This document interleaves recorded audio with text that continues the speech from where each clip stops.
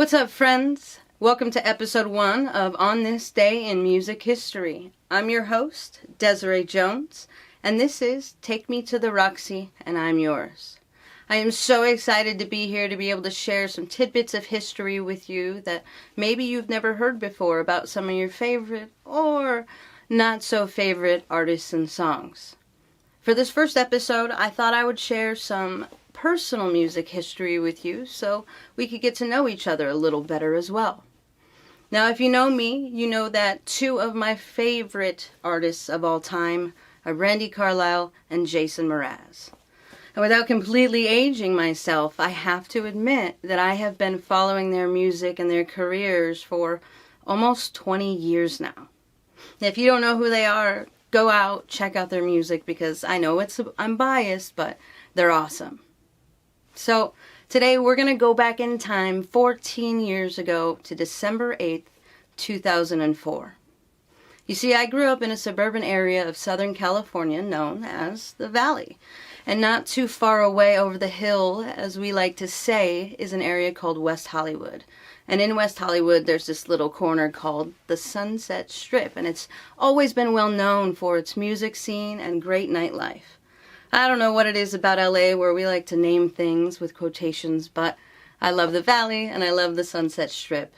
And I happen to be very blessed to grow up here, and once I was of age, I had access to all of the local venues and the rich music history. Some of these venues I've actually gotten to play myself, because if you didn't know, I am an artist and a singer-songwriter as well. But I digress. Back to West Hollywood. The Sunset Strip has so many incredible live music venues that have housed some of the biggest names in the music industry. And on this day, I went to a Christmas show at a famous venue called the Roxy Theater.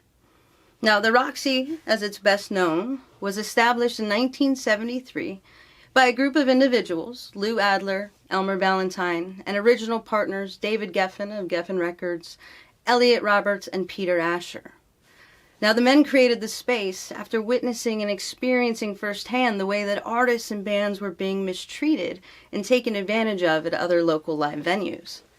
Their goal was to create a space where music and musicians and artists of all genres could play and hang out, and in September of 1973, their vision became a reality. Now, the Roxy has been a music mecca for well over 47 years since its inception, touting artists such as Neil Young, The Temptations, Linda Ronstadt, Chuck Berry, Etta James, and more recently the X-Ambassadors in the 1975. I could probably do an entire episode just on the legendary artists that have played there alone, but that's not why we're here today. So on this evening, my friend and I were attending a Christmas show that was hosted by a local radio station, and Jason Mraz was going to be the headliner. They had a bunch of other great artists like Donovan Frankenreiter played that night. And if you guys need some great Sunday cruising music, Donovan is your guy. Now, I know you're probably thinking, what significance does going to a holiday show in West Hollywood have to do with music history? Well, bear with me a little. You see, the Roxy is by no means a large venue, and typically artists will hang out there inside and out prior to their show and after. And this particular night was no different. But you can imagine my surprise when I walked up, unknowingly on the phone with my mom, and sitting on the side of the stairs next to the building was none other than Jason Mraz himself. My mom at the time, she was sick. She's a huge fan of Jason's as well, so she couldn't attend the show. So I figured at that moment it couldn't hurt to ask him if he'd say hi to her. He did. You guys, I was losing my mind. Jason Mraz on the phone with my mom. It was a night for the books in that moment alone. Now, at the time, Jason was a little over 2 years past his debut album, Waiting for My Rocket to Come's release, and his song The Remedy had seen some pretty good success already. Now, the show that night wasn't sold out, so I had told my cousins, come on down, join us, and have some fun, which they did. So prior to Jason's set, myself, my cousin, and my friends, we were hanging out outside, and Jason walked by. I took advantage of the opportunity, again, and I kindly asked him if he could sing a little bit of one of his songs for my cousins, because they'd never heard of him before. You can imagine my surprise when he obliged again. You guys, I am serious. He is one of the kindest human beings I have ever met, and I have met a lot of people. Maybe not all of them human beings, but people. So he takes his hands and he cups them around my cousin's ears, and he sings my favorite song of all time, You and I Both, to her. Now, I could have died happy right there witnessing it. My musical inspiration crooning to my cousin on the streets of West Hollywood. Like, how does it get better? Once he finished singing, my cousin looked at him, straight-faced, said, "That was incredible, but I have absolutely no idea who you are." Can you believe that? Of course, I was mortified, but best night ever. So, while that's definitely a memorable moment in my music history, I do have some more deets coming your way. You see, that epic night for me was pushed over the edge by the final song of Jason's set. He had just written a catchy little tune and wanted to test it out on the audience, so for the very first time live, Jason played us a song called I'm Yours. Now, I'm sure most of you have heard the song in passing or you know it already, but you may not know that it almost didn't make it onto any of his records. He did release it on an EP called Extra Credit, a little acoustic version, and because of that, it became a crowd favorite at the live shows that he played in 2004 and 2005. Now, as soon as he began playing that show at live shows after that night at the Roxy, unknowingly to Jason, it began to have a life of its own. In 2007, nearly 3 years later, after that night I was at the Roxy, Jason and his band went to Scandinavia, somewhere they'd never been before, to play a music festival. The festival was being played in the streets of a local town, and when they went to perform in a seemingly deserted area, out of nowhere, the streets began to fill up with patrons. Everyone there knew the words to I'm Yours and began joining in, singing, dancing, clapping, having a great time. And it was at this moment he realized that it was its own being. So at every show he played after that, no matter where he was, no matter what language they spoke, the audience knew every word to the song. Because of its success, in 2008 he actually released I'm Yours on his album, We Sing, We Dance, We Steal Things. An album that debuted at number 3 on the Billboard 200 and was an instant international commercial success because of I'm Yours. The song peaked at number 6 on the Billboard Hot 100, giving him his first top 10 single, and it spent a then record 76 weeks on the Hot 100. I'm Yours also got him nominated for Song of the Year and Best Male Pop Vocal Performance at the 2009 Grammy Awards, you guys. Like, the song blew up. To date, this song has been downloaded over 12 million times and is in the top 25 for songs of best-selling digital U.S. tracks. To say that I was excited to be in attendance that night is an understatement. Now, I know I'm not alone in my love for the song, but if you've never heard it, go and check it out. Check out his original version. Check out all the covers that are around. If you'd like to hear my version of his cover, keep on listening.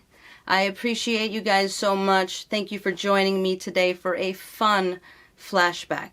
If you enjoyed this episode, do me a favor, hit the like button, leave a comment with your thoughts, give me some feedback, give me a follow so you can stay up to date on all of the new and upcoming On This Day in Music History episodes.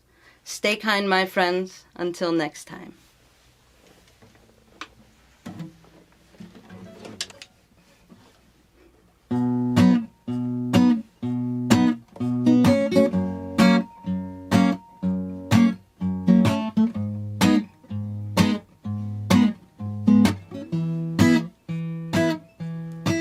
Well, you done me, you bet I felt it, tried to be chill, you're so hot that I melted, I fell right through the tracks.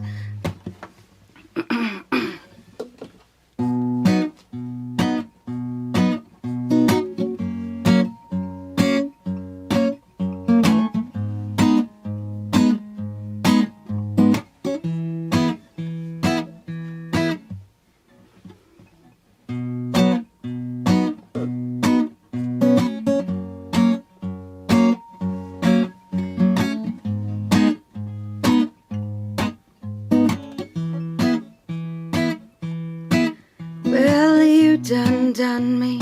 You bet I felt it. I tried to be chill. You're so hot that I melted. I fell right through the cracks, and now I'm trying to get back. Before the cool done run out, I'll be giving it my best. Nothing's gonna stop me but divine intervention. I reckon it's again my turn to win some, learn some, but I won't hesitate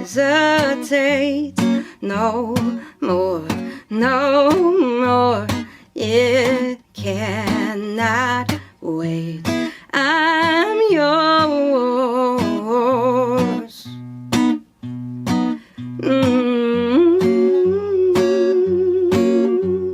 Hey, hey, hey. Well, open up your mind and see like me. Open up your plans and damn, you're free. Look into your heart, you'll find love, love, love, love. Listen to the music of the moment, dance and sing. We're just one big family, and it's our God-forsaken right to be love, love, love, love, love. So I won't hesitate no more, no more. It cannot wait. I'm sure there's no need to complicate. Our time is short. It cannot wait. I'm yours.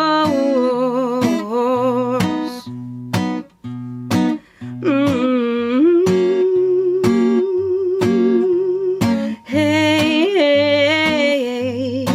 hey, hey. I've been spending way too long checking my tongue in the mirror, bending over backwards to try to see it clearer. My breath fogged up the glass, so I drew a new face. I laughed, listened to the music of the moment, dance and sing. We're just one big family. It's our God-forsaken right to be love, love, love, love. So I won't hesitate no more, no more.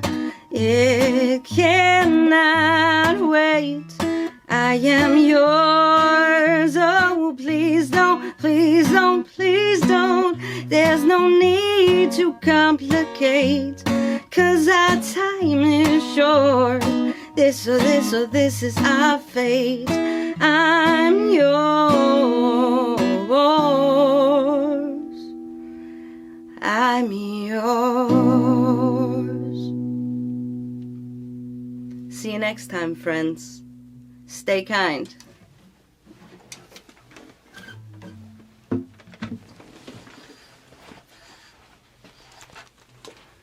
Okay, let's see.